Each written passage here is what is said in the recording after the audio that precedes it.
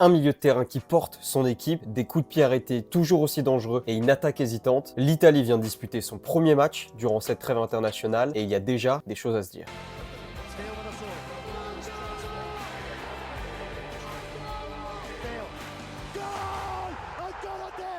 C'est la grande faiblesse de l'Italie depuis quelques matchs. Les coups de pied arrêtés défensifs font toujours aussi peur à la nationale. Sur un centre de Kimmich dans le jeu, puis sur un corner aussi tiré par le Bavarois, la Mannschaft va renverser l'Italie dans la deuxième mi-temps. Score final 2-1 pour l'Allemagne à San Siro. Le mal reste le même dans cette défense italienne, entre un marquage en zone par moment et un marquage sur l'homme dans d'autres. Le flou règne. Et ce soir, le mètre 96 de Donnarumma n'aura pas suffi pour sauver ces deux offensives allemandes venues des airs. Avec la blessure de Calafiori en toute fin de rencontre et les rotations habituelles de Spalletti durant cette trêve, on devrait voir du changement côté national et pour le prochain match. Alors, qui devrait démarrer sur le terrain face à l'Allemagne ce dimanche? Dis-le moi dans les commentaires. Malgré le brouillard en défense, il y a un nom qui se confirme lui au milieu de terrain, et ce nom, c'est celui de Sandro Tonali. Suspendu 316 jours entre octobre 2023 et septembre 2024 pour des affaires de paris sportifs illicites, le joueur de Newcastle redevient un élément essentiel de la squadra Azzurra. Le milieu de terrain avait déjà marqué lors de la dernière trêve fin 2024, et c'est lui qui ouvre le score ce soir lors du match face à l'Allemagne, de quoi confirmer un peu plus son rôle de titulaire indiscutable dans ce milieu de terrain à 3 aux côtés de Barella. Quant au troisième nom qui viendrait compléter ce trio, difficile encore aujourd'hui